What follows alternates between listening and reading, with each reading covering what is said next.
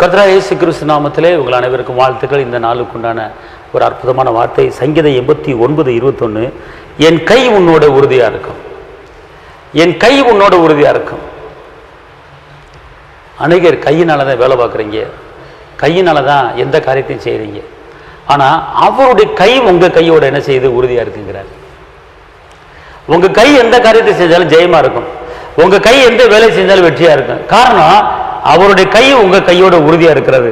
அதனால் நீங்கள் எடுக்கிற வேலையில் எல்லா காரியத்திலையுமே ஜெயம் உண்டு.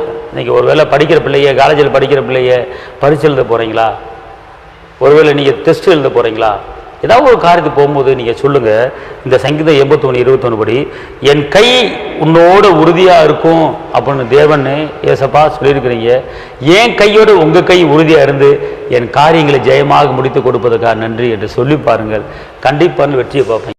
படிக்கிற பிள்ளைய, பரீட்சை எழுத போகிற பிள்ளைய இந்த வசனத்தை சொல்லி பாருங்களேன்.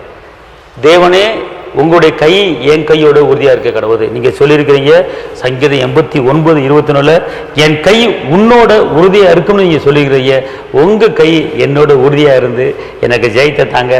நான் பரீட்சை எழுதினாலும் என் கையோட உங்கள் கை உறுதியாக இருந்து எனக்கு ஜெயத்தை கொடுக்க போகிறதுக்கு நன்றி என்று சொல்லிவிட்டு நீங்கள் பரீட்சை எழுதி பாருங்களேன். படிக்கிற பிள்ளைய கண்டிப்பாக அன்றைக்கி ஜெயந்தான். இந்த வசனத்தை சொல்லணும். இந்த வசனத்தை சொல்லும்போது நீங்கள் எழுதுகிற காரியம், கையில் எந்த வேலை செஞ்சாலும் சரி, கையில் எந்த தொழில் பண்ணாலும் சரி, கையில் எந்த வியாபாரத்தை பண்ணாலும் சரி, அவருடைய கை கூட இருப்பதனால நீங்கள் வெற்றியை பார்ப்பீங்க. ஹல்லேலூயா, தேவனுக்கு மகிமை. உங்களுக்காக நான் ஜெபிக்கிறேன். தகப்பனை இயேசுவே நன்றியோடு துதிக்கிறேன், ஸ்தோத்திரிக்கிறேன்.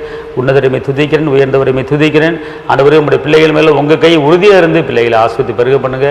எடுக்கிற காரியத்தில் ஜெயித்து தாங்க. இயேசுவின் நாமத்தில் பிதாவே, ஆமென். கர்த்தர் உங்களை ஆசீர்வதிப்பார். தேவனுக்கு மகிமை. ஹல்லேலூயா.